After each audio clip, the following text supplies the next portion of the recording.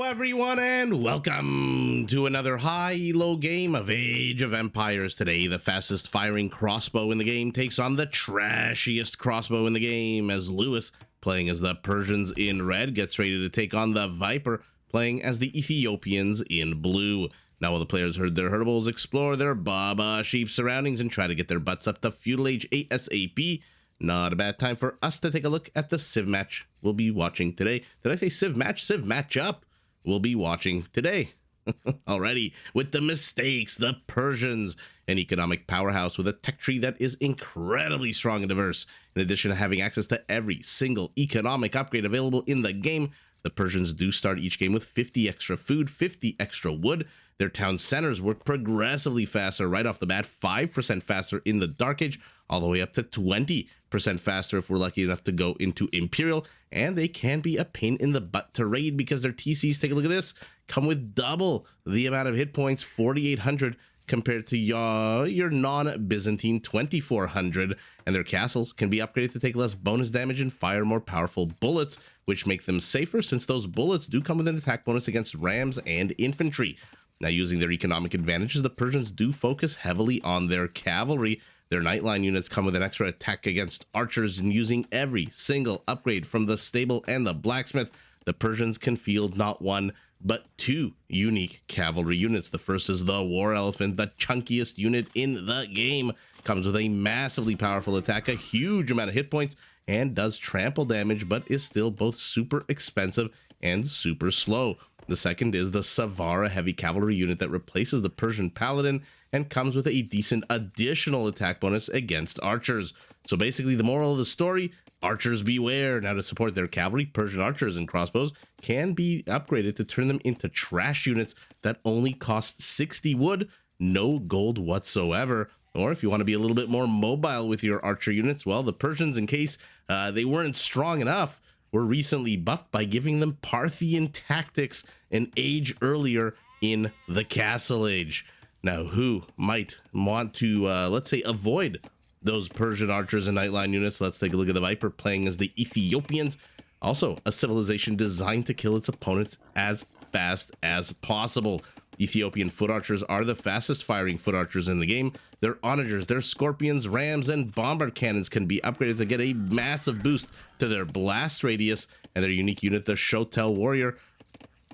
Pardon me, I was looking for that lumber camp. The Shotel warrior is a fast, incredibly strong, but fragile infantry unit that only trains in 4 seconds once you get it up to its elite form. Now, to strengthen their army on the field of battle, both Shotel warriors and Ethiopian camel units can be upgraded to take -3 damage from all mounted units, ranged or melee. Now, to support their military-industrial complex, Ethiopians do get 100 food, 100 gold for free every time they go up in age. So we'll keep an eye on our Ethiopian, who, as the Viper has been doing recently, already has a dock up and running. They do get the pikeman upgrade free of charge, which, again, Nightline units beware. Having access to that not only saves them 300 food as the Viper pulls, the Viper pushes, the Viper harvests, the Viper doing a million things at once, as the Viper does. But, as I was about to say, getting the pikeman upgrade free of charge doesn't really sound like much, but it does mean the second the Ethiopians hit Castle Age, if they've got any spearmen left over from Feudal, well, cavalry beware. Now, lastly, the Ethiopian economy, the settlement, the Civ is harder to raid because, well, I should say surprise raid, because their outposts come with a massive +3 boost to their line of sight, and by the way, no longer cost stone, which means the Viper has absolutely no excuse not to plop down about 3, 4, 5 outposts while he's in the Feudal/Castle Age. They are only wood, and they don't cost that much wood. So let's take a look at the attack path between the two bases as the players establish themselves. Wait a second, before we do that, is Lewis going to... Oh, so close. I was going to say, is Lewis going to discover the secret dock that his opponent has built? No is the answer to the question that I posited to myself. Okay, well, back we go. Looking at the attack path, I feel like a bit of a medium distance between the two players. We'll see who decides to wedge themselves into this narrow high ground choke point between two forests. This is an amazing spot to take a fight. If you can take the high ground, if you can squeeze your opponent, this is a fantastic little spot. But aside from that, a pretty open base for both. Let's take a look. We'll keep an eye on the Viper's economy here. He's a minute away from going up to Feudal, and then 100 food, 100 gold gets added to his bankroll. Primary gold for Lewis in the front, primary stone off to the side, not really on the attack path. Extra gold to the front, extra gold to the back, extra stone off, very far away. Forward portion of this base, completely open. This is completely, yeah. So this is no surprise why he is already starting to put up palisades. I wonder if he'll take this hill. I'm very curious to see how he conducts his settlement building affairs. The Viper, his gold is nice and secure to the back. Primary stone and both extra golds very annoyingly placed to the forward. Keep your eye on the top right of your screen. 0, 2, 1, 355, 150 gold from 255 and 50. Wow. On a closed map like Arena where you can avoid getting... oh my goodness, Loom is the upgrade that I'm looking for. That basically means the Ethiopians don't really need any villagers on gold.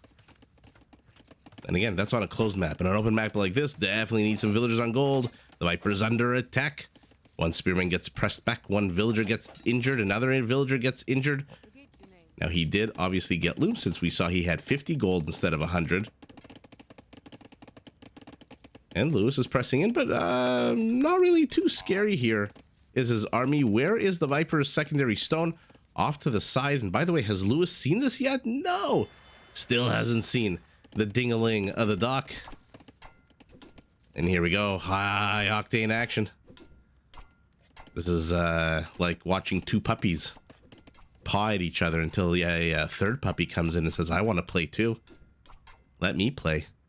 And Lewis, his Persian spearman, has to run the hell away from here. Ooh, but why did you turn around? Why did you turn around? Maybe he saw some scouts, wanted to get some damage. But you turn around means you die. The Viper not quick enough with the wall off to the left, which means the wall off to the right, completely a waste of time. Lewis, in the meantime, making a bit of a smiley face on the minimap here as he walls in the forward portion of his base. And he kind of, but not really, takes the hill. Okay. It is what it is. We're back to the glitch in the game where if you listen very carefully, there is the sound of something burning. That used to be a glitch many, many moons ago. Many upgrades past. I mean, Lewis is just getting so much vision. The problem is he's getting absolutely no vision of the dock. And the longer he ignores, the longer he stays ignorant of that, the more the Viper is going to keep pumping out fishing ships. I mean, we saw the last time he had a dock, these fishing ships were such a gross position. But the Viper drawing first blood, moving forward, making sure that Lewis doesn't explore the dock because Lewis is probably going to be busy dealing with a bit of Ethiopian harassment as his smiley face adds an ear here to the left. And look at that, the forward portion of his base fully walled in. Off to the side. Will he use the gold, I wonder? No, he will not. So a bit of a sack-shaped wall off here. Does get the stone, does get 3 small forests all in the rear position. Will the Viper be able to snipe a villager or two here? Certainly looks like he might, but Lewis shoving his scouts. Ooh, he's got to be careful. A bunch of these scouts' HP is absolutely atrocious. Both of those villagers, by the way, are injured. Where are these Persian scouts going? Leaving the villagers to fend for themselves. Maybe he was trying to buy time for the spearmen to come in, but you must know if you're going up against 5 scouts, 1 spearman is not going to get the job done. But to be fair, I suspect that was a sacrificial spearman just so Lewis can get his wall up and running and keep the Viper the hell out of his settlement. 35 food, 25 wood, not exactly a huge price to pay to make sure the Viper doesn't get any of your villagers. Now, for what it's worth, the Viper is 2 kills ahead. More of his blue units are streaming across the minimap.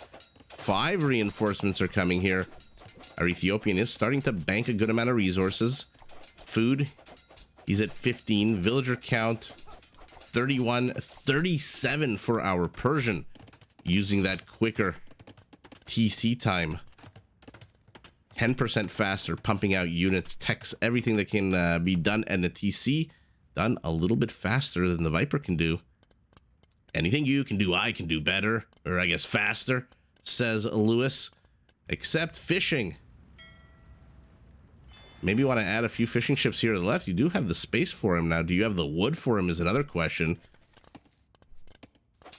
Now, this is not a bad area to park a few archers, but Lewis knows how to count his tiles. He knows that even with fletching right now, I don't think the Viper is going to be able to reach any villagers. Maybe this one, if he parks him here, might be 1, 2, 3. Yeah, actually, he might be able to reach some of these villagers. But right now, they do not have fletching, so they just have 4 tiles of range. But more problematic is the fact that our Persian has more, except for resources. And now he finally discovers a little bit of a side exploration project turns into a journey of discovery and then a journey of murder as one fishing ship falls. Will he be able to get a second? He does get a second, but loses a scout. I'm assuming that scout was the one that had the really bad HP. Yeah, it must have been. There was, of the 4 scouts that he had defending back home, one of them had a really low amount of HP. And so the spearman Tinkle, 18 damage. Does manage to kill him, although losing 2 fishing ships is not fantastic. Not the end of the world, but not fantastic. And Lewis just backs away. The Viper is going to hit Castle Age about 15 seconds ahead of his opponent. Both players still have their stone. Both players don't really have the wood for another TC.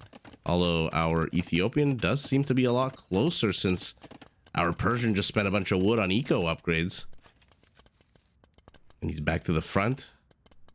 He's back to chasing, back to zoning out, back to getting zoned out now that these archers are still here. I don't think the Viper was expecting to find all these archers. By the way, going foot archers against the Ethiopians, not a great move until you can get your castle up and research Commanderan, which is the upgrade that turns these guys into 60 wood trash units. Then you can start pumping them out like crazy. I wonder, has anyone at any Elo ever tried in Castle Age to just, as the Persians, you know how Red Phosphor gets a castle up and then starts pumping out organ guns and the Rathas and Korean war wagons? Has anyone ever played as the Persians, gotten up a castle, immediately researched Commanderan, and then ignored all the gold and just started pumping out 70 crossbowmen?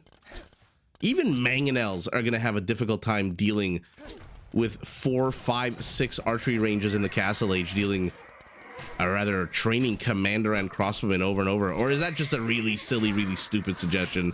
In the meantime, scouts are dying. No more horsey units for anyone. We've got 4 pikemen on the field for our Ethiopian. They're not going to be very useful in this battle at all. And the battle of the micro begins. Let's highlight their HP. Both of them identical HP. Looks like Lewis does have 1 extra crossbowman. He also does have defender's advantage, but he is not using it. He's not training anything. The Viper's getting ballistics, and once that completes, he's going to have a major advantage over Lewis. The dance continues. Tango to the left, tango to the right. Bloods versus Crips. Hatfields versus McCoys. Okay, so far, I mean, defender's advantage means not much because it's actually the Viper who manages to reinforce his army first. If only you were an Ethiopian spearman, you would be a pikeman now. But our Persian, he's got a little kinder surprise in this egg. He is going up to 3 knights. And remember, Persian knights do come with a +2 attack bonus against archer units. I think he saw the third. Why is the third not here? +2 attack bonus against archers, but this is a lot of crossbow, and this was exactly the place I was telling a player to take control of in 2 knights.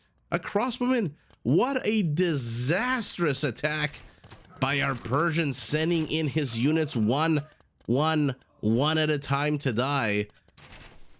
And now the Viper is here. The Viper is going up to another town center, although to be fair, so is our Persian. That being said, our Persian just lost 2 villagers here in the forward position. The Viper, what is this? 256, 264. Pierce armor. Okay, yeah, Palisade is still the juicier target.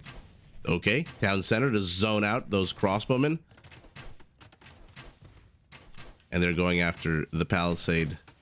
Let's see what's going on. Reinforcing units. I mean, that attack by Lewis was disastrous. Now, why do I say disastrous? He just lost 3 units.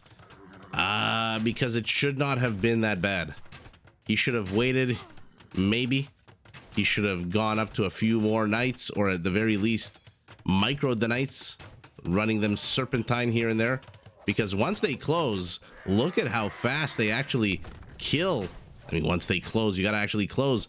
Look at how fast they're gonna kill these crossbowmen with their +2 attack bonus. These are not Vietnamese that come with extra HP. The problem is they're on the high ground here. Okay, a second knight here. Or rather a fourth, fifth, whatever knight amount of knights this is, should get the job done. And the Vipers adventured to the back. Well, he got 2 more villagers along the way. It's not about the destination, it is about the journey. Our Persian needs to be careful here. The Viper keeps taking high ground positions here, here, here. I mean, this is just a fantastic game sense out of our Ethiopian, who now also adds a 3rd town center off to the left side. How many fishing ships are we? Back up to 7. You killed me. You killed 2 of mine. I came back stronger, says the Viper, who snipes a 5th villager. Now tell me, our Persian, okay, he does have husbandry and bloodlines. Okay. I mean, I could have just clicked on the unit and seen 120 HP and 149 movement speed, but never gonna give up an opportunity to pull up this super cool menu where you can see the Savar and all the other cool stuff. And another random knight does not join the attack at the same time. Okay, but Lewis gets lucky here as the Viper is on move command. Losing 1 knight is unfortunate, but in exchange for that entire army is great. I am a little bit surprised that the Viper keeps going crossbowmen. Again, they're the fastest firing foot archers. They do fire 18% faster than normal, even without... Where are you, thumb ring over here? With thumb ring, forget about it. They're like machine gunners, but some camels are being added into the mix here. So our Persian is going to have a little bit of a more difficult time. That being said, Lewis is down total economy, although he is ahead villagers by 1. 2 more die here. So he's just getting picked off one by one, these villagers. He needs gold. He needs gold immediately. And oh, a mangonel. Let's see how that works out for him at the same time. The Viper. I mean, this is a pretty massive construction project. Will he make it? He doesn't. That's the 2nd time the Viper's micro has not been super duper fantastic here in terms of walling out his opponent. That being said, these knights are fighting underneath a TC that's going to be full in a second. So forget the villagers. They're going after the easier targets. They get the crossbows. Oh, one of them dies. The HP on the rest is terrible. Well, there goes that Feudal Age spearman. Looks like the mangonel died as well here to a camel. We'll have seen all that in picture. Even more villagers. More villagers are dying. 11. At the same time, now it's knights. Oh, that would have been epic if the Viper could have walled that in, brought the monk, and forced those knights like every single movie in ancient Rome with a gladiator theme that forced the 2 warriors to fight, who used to be friends, to fight one another. I think that was in Spartacus. I think that was in Rome. I think that was in the gladiator movies. Okay, Viper creating an exit for himself in case another mangonel or maybe some other units show up. But for now, Lewis is rebuilding his economy at the expense of his army. His knights are here and here.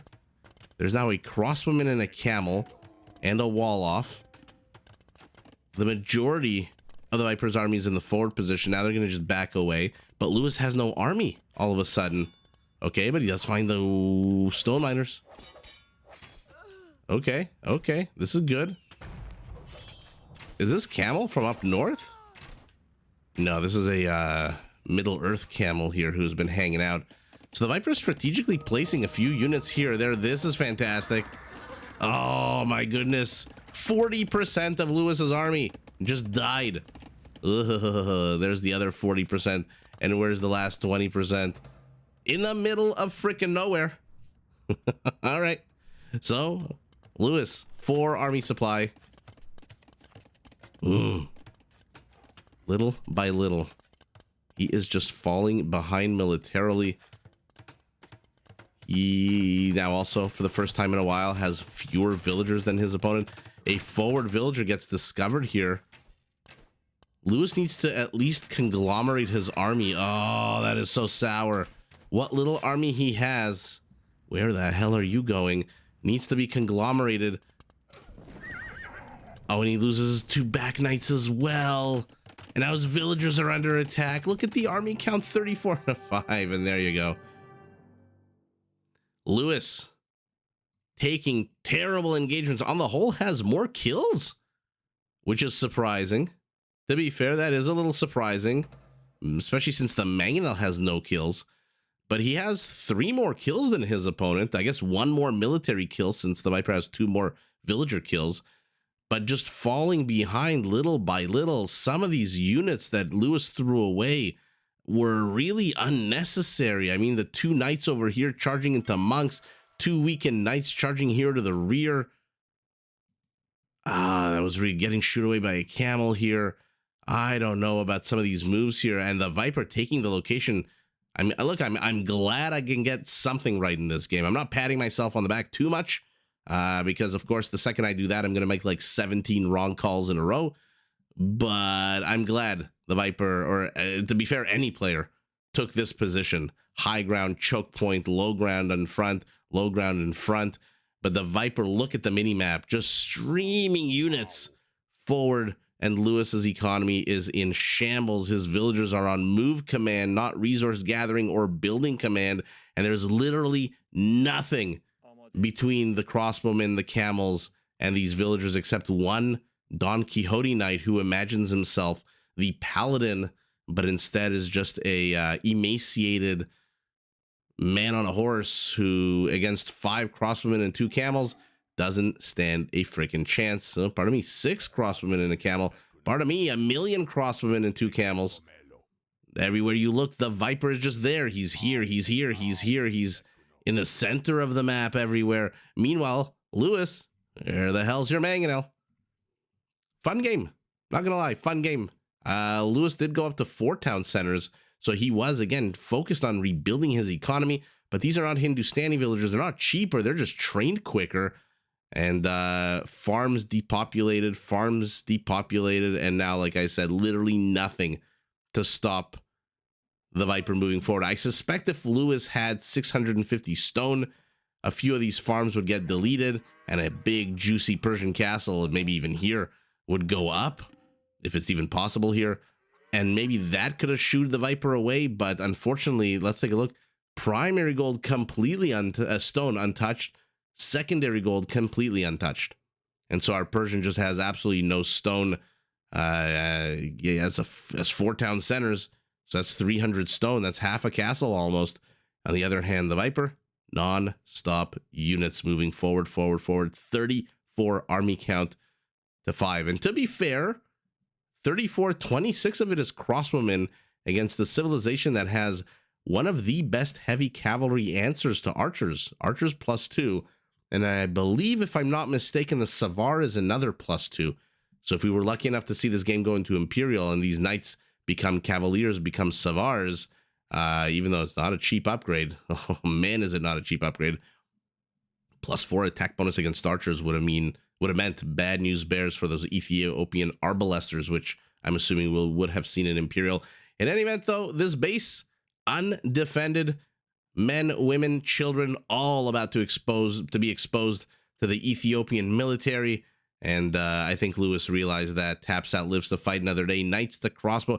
Who takes this on a 1-to-1 fight? With enough micro, obviously, I think the crossbowman. But literally, if you just right-click, I'm not too sure. Although the knights, they didn't even have any armor upgrades. They didn't have any, except +1. They didn't have any attack upgrades. 132 APM to 224.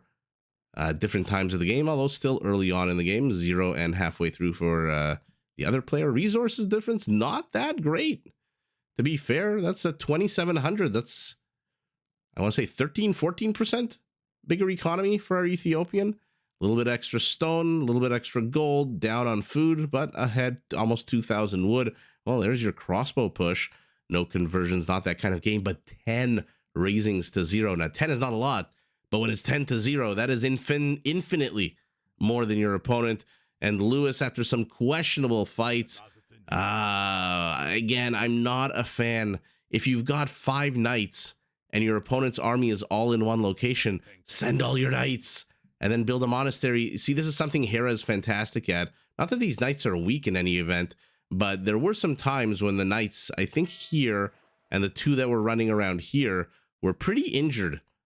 And especially the ones that took care of the crossbowmen here. He should not have let the Viper's crossbows reach the high ground. I think maybe that lumber camp that he deleted, maybe that was a mistake. I'll have to go back and watch the tape, but I wonder if he should have let the Viper just back up to that lumber camp, get his knights up here, and then delete it. But he really should not have let the Viper take the high ground. That's an extra 25% bonus damage that they do against your units. That was really unnecessary. Although, to be fair, Lewis could have probably been microing in about 7 different locations at that time. So who am I to criticize? But ultimately, the Ethiopian economy, the Ethiopian war machine, and for the first time in a while, the Ethiopian fishing industry, what's the word I'm looking for? Propel the Viper into victory. He takes the W, but GG in a fun game nonetheless to both players. Did you enjoy this video? Check out these other clips and make sure to subscribe and enable notifications so that you're notified of my latest uploads.